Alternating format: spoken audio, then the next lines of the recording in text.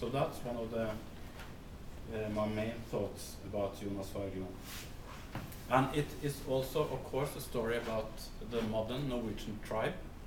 It's a story told about the Norwegian tribe, and at the bottom, it is a love story.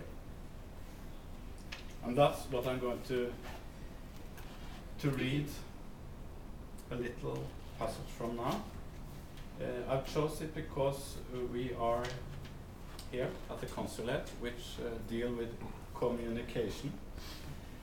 And this is a story about what love is maybe about. Jonas, he is meeting as a grown-up his girlfriend from childhood, Margrethe, which has been abroad for 12 years, and then they meet again and come together. And meanwhile, he has been together with a lot of women. It's a lot of, maybe not daring, but it is a lot of love stories in the Conqueror. That's why it also is called the Conqueror. He has been a conqueror also when it comes to love. But when he meets Margrethe, the love of his life again, he learned something new about love, and that's what I'm going to read. It's rather short. And perhaps an even greater miracle.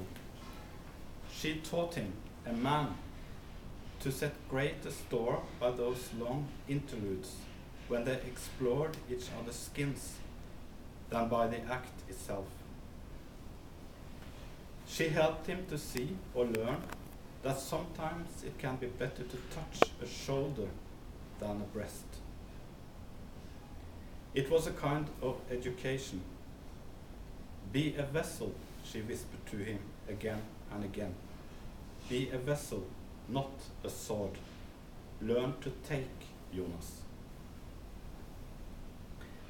The bedroom was all white, right down to the sheets and duvet covers.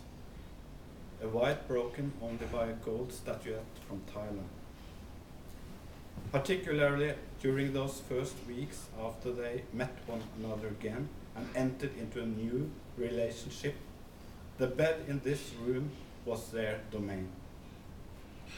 In his mind, Jonas called it the Silk Road. It was Aunt Laura who had first told him about the miracle of silk, about the silkworms and the way the silk was turned into soft, smooth, shining fabrics, and about the Silk Road, the name given to the trade route, the historic link between Asia and Europe. And once, when he was sitting in his aunt's flat in Tøyen, lolling back against soft cushions surrounded by oriental rugs and the glimmer of gold and silver from her workbench, she had suddenly said, "The road that runs from a woman to a man, that too could be called the Silk Road." And only now, years later, as they lay there in a white room, blessed by a golden idol, lay stretched out alongside one another in a big bed like two continents, like west and east, did he see what she meant. For with them two it was much a matter of exchanging gifts, just as cultures swap inventions, ideas, historical knowledge. This was what Margrethe meant when she whispered to him, "Be a vessel, learn to take." And he took. For many weeks he lay beside her in bed and took from her the equivalent of fine porcelain, peaches, rich fabrics and strange spices, while he gazed at her eyebrows, which looked as though they had been brushed with black ink by a Japanese master of calligraphy. And in the same way he tried as best he could to shower her with the equivalent from his world of grapes, walnuts, metals and fragile glass.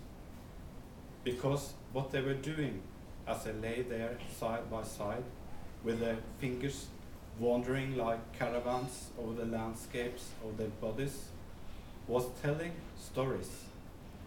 For hour upon hour, they took it in turns, as all lovers do, to tell each other stories from their lives. Thank you.